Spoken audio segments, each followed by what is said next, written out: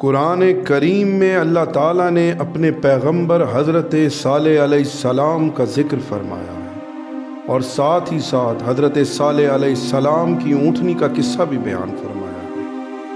مفسرین نے ذکر کیا ہے کہ ایک دفعہ قوم سمود کے لوگ اپنی ایک مجلس میں جمع تھے کہ حضرت صالح علیہ السلام وہاں ان کے پاس پہنچ گئے۔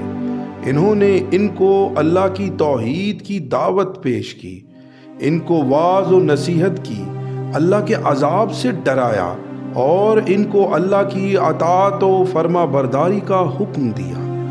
تو وہ کہنے لگے، اگر تو اس چٹان سے ایسی صفات کی حامل اونٹنی نکال دے تو ہم ایمان لے آئیں گے۔ اور اونٹنی کی صفات بیان کرنے میں غلو سے کام لیا کہ وہ 10 ماہ کی حاملہ ہو، لمبے قد کی ہو، اور دیگر صفات کا بھی ذکر کیا۔ تو حضرت صالح علیہ السلام نے اپنی قوم سے کہا، اگر میں تمہاری طلب کردہ نشانیوں کے مطابق اونٹنی کا مطالبہ پورا کر دوں تو کیا تم ایمان لے آؤ گے؟ میری لائی ہوئی شریعت کو مان لو گے اور میری رسالت کی تصدیق کرو گے؟ انہوں نے کہا ہاں۔ صالح علیہ السلام نے ان سے ایمان لانے کا پختہ وعدہ لے لیا، پھر جائے نماز کی طرف پلٹے، اپنے رب سے دعا کی، اے اللہ میری قوم کا مطالبہ پورا کر دے۔ اللہ تعالیٰ نے چٹان کو پھٹنے کا حکم دیا اور اس سے بہت بڑی اور 10 ماہ کی حاملہ اونٹنی نکل آئی جو ان کے مطالبے کے عین مطابق تھی۔ جب انہوں نے سوال کے مطابق اونٹنی دیکھی تو انہوں نے اسے عظیم الشان معاملہ، ہیبت ناک منظر، قدرت عالیہ کا نمونہ، قطعی دلیل اور روشن برہان پایا۔ اس کے نتیجے میں بہت سے لوگ ایمان لائے اور اکثر کفر و ضلالت پر اڑے رہے اور ہٹ دھرم بنے رہے۔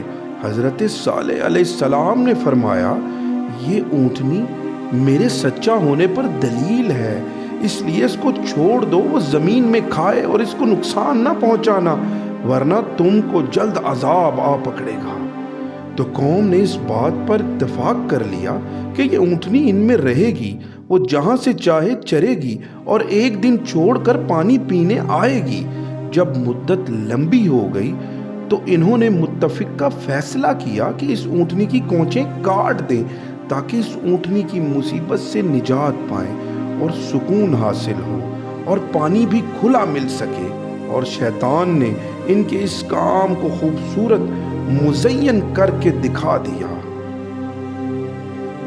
اللہ تعالیٰ نے اس بات کا ذکر اپنے کلام پاک میں اس طرح فرمایا، آخر انہوں نے اونٹنی کی کونچوں کو کاٹ ڈالا اور اپنے پروردگار کے حکم سے سرکشی کی اور کہنے لگے، اے صالح، جس چیز سے تم ہمیں ڈراتے ہو، اگر تم خدا کے پیغمبر ہو تو اسے ہم پر لے آؤ۔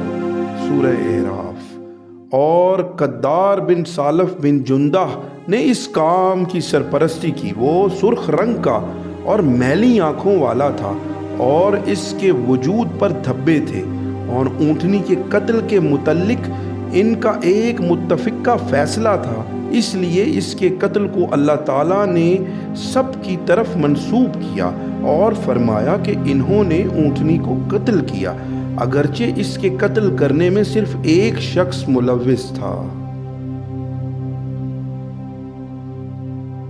اس لیے صالح علیہ السلام نے ان کو کہا، تم لوگ اپنے گھروں میں 3 دن تک فائدہ اٹھا لو، یعنی خوب کھا پی لو اور مزے اٹھا لو۔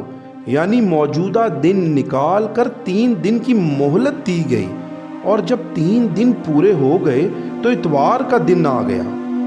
وہ سارے خوشبو لگا کر تیار ہو گئے اور انتظار میں بیٹھ گئے کہ کون سا عذاب ان پر نازل ہوتا ہے۔ ان کو پتہ ہی نہیں تھا کہ عذاب کس طرح واقع ہوگا اور کس طرح سے آئے گا اور ان کو لپیٹ میں لے لے گا۔